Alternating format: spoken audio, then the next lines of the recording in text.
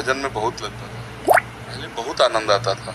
अब पता नहीं क्या हो गया, क्योंकि पहले तुम्हारी साधना से आनंद थोड़ी आता था, वो तो हरि गुरु कृपा थी।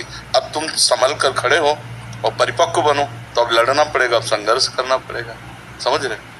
हाँ, खूब नाम जप करो और अपनी इंद्रियों को जहां जहां विषय भोगा, भी तो आसी का विषय आ गया।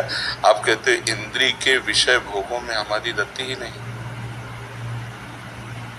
देख हमारे प्रश्न को आप अपने जीवन में देखना, ईमानदारी से देखना। इंद्रियों की रति खत्म हो गई तो कोई प्रश्न ही नहीं बचा ना भगवत प्राप्ति के लिए। समस्या तो यही है ना, इंद्रिय और मन। और बच्चा भी तुम कैसे, क्योंकि हम देख भी रहे हैं ना आपको, केवल आपकी बात सुन नहीं रहे हैं, आपको हम देख भी रहे हैं। जब मनाखष्टानि इंद्रियाणि प्रकृति स्थानि कर्षति, या आकर्षण हटकर केवल कृष्णाकार हो गया, तो परमात्मा में जब मन और इंद्रिय हो गए, निर्विषय हो गए, तो कोई प्रश्न ही नहीं रहा ना, कोई प्रश्न ही नहीं रहा ना बच्चा। ये प्रश्न क्यों, आप बताओ ना। धीरे धीरे हमारी इच्छा हर एक चीज से, मतलब पहले जैसे थे।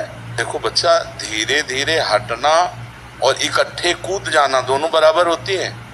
हटाते हटाते 30 वर्ष हो गए और 30 मिनट में भ्रष्ट हो गया। 30 वर्ष का हटाना 30 मिनट में भ्रष्ट कर दिया माया ने। अब बोलो इसको क्या कहोगे? 30 वर्ष वो धीरे धीरे हटाता रहा, और अगर भगवान का आश्रय छूटा और अहंकार आ गया तो 30 मिनट में वो किसी काम का नहीं रह गया, भ्रष्ट कर दिया माया ने। आप तो माता से पैदा हुए हो, शरीर तुम्हारा स्त्री शरीर को भी देख रहा है, पुरुष शरीर को देख रहा है। हम ऐसे ऋषि की बात कर रहे हैं जिसने कभी स्त्री देखी नहीं थी। श्रृंगी ऋषि पैदा हुए थे मृगी से। विभांडक ऋषि, उनके पिता थे, तो एक अप्सरा स्नान कर रही थी, तो उसके अंगों को देखकर उनकी शक्तिपात हो गई। तो चूंकि वो जल लेने हैं, स्नान करें, तो उसी से किनारे लहर में उनका शक्ति आ गई, तो वही वीर शक्ति, तो मृगी पी गई। अब इतना अमोघ वीर, तो गर्भधारण हो गया, तो एक सींग भर मृग का था, पूरा शरीर देव शरीर, क्योंकि ऋषि का था। उन्होंने कभी स्त्री नहीं देखी थी। पूरा चरित्र उनका पढ़कर के महाभारत में देख लीजिए। इतने विषयासक्त, इतने शरीरासक्त हो गए कि फिर ब्याह हुआ उनका, जिसने स्त्री देखी नहीं थी। ये अति से प्रबल देव तव माया, जाहि न मोह कवन जग जाया। ऐसा कौन पैदा हुआ संसार में जिसे माया ने थप्पड़ न लगा दिया हो, माया ने गिरा न दिया हो। अच्छे से चलो, भगवान तुम्हारी रक्षा करेंगे। सदैव ऐसा बोलो, मेरे में सामर्थ्य तो नहीं है, हरि गुरु कृपा से ही मैं निकल सकता हूँ, ऐसा बोलो। देखो बड़े बड़े महापुरुषों ने कहा, आसमय अधम सखा सुनो, मोहू पर रघुवीर। हनुमान जी महाराज कह रहे, बिल्कुल नहीं, हम नाने पावे कि अब मेरा मन विषयों में जाता नहीं है। बहुत बहुत खतरनाक खेल माया का है।